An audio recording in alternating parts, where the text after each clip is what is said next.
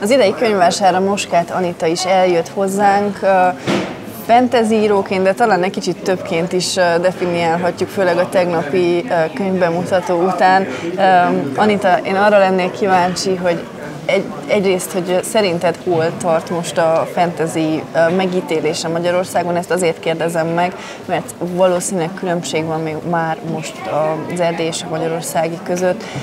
Hogyan látja a szakma, és hogyan látod te ennek a népszerűségét most?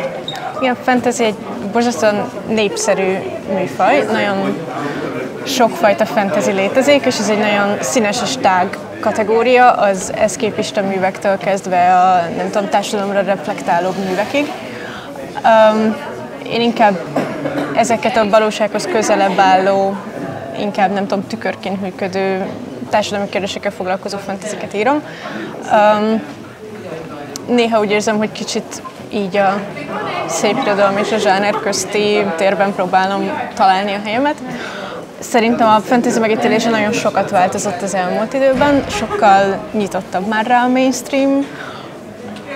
Nincs már meg olyan erősen az előítélet, hogy ez mondjuk a gyerekeknek való, vagy nem tudom, komolytalanabb irodalom, hanem látszik már ez a széles és nagyon színes közeg.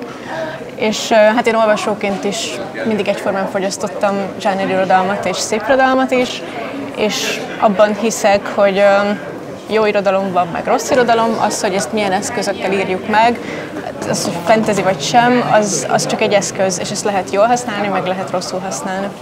És azt el tudod képzelni, hogy mondjuk a következő egy-két évben te mondjuk Tompa Andreával vagy Krasznahorkaival leülj mondjuk egy kerekasztal beszélgetésre, és nem, hogy te akarnál-e, hanem hogy egyáltalán létrejöhet szerinted egy ilyen beszélgetés? Nem tudom.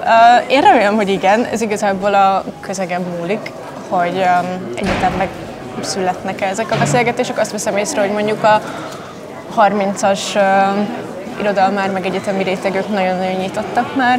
Valószínűleg nekik így a gyerekkorukban is ez már természetes volt, hogy olvasnak ilyet, de én nem gondolnám, hogy az idősebb rétegnél lenne ilyen nagyon erős differencia, tehát hogy oldódik már ez a különbség, és miért ne lehetne kerekasztalt szervezni, amin vegyesen ott vagyunk.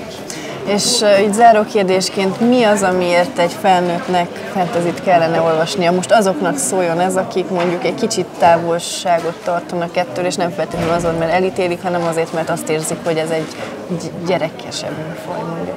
Hát kellene, senkinek nem kell, tehát hogy nem akarok senkire így rátukmálni olyat, ami egyébként nem az ízlése, tehát hogy tök oké, hogy valakinek ez mondjuk nem áll hozzá közel. Hát én az alapján választanék, hogy milyen téma érdekli, tehát ne azt nézze, hogy akkor ez most egy fantasy könyv vagy sem, hanem hogy milyen témával foglalkozik, hogy nem tudom, a klímaválsággal, vagy migrációs kérdéssel, vagy gender kérdéssel, tehát hogy inkább a téma alapján válasszon, és akkor meglátja, hogy igazából a spekulatív fikció az csak egy eszköz, hogy erről a témáról beszélhessen, és akkor talán úgy talál olyat, amit tetszik neki. Köszönöm nagyon szépen. Köszönöm szépen.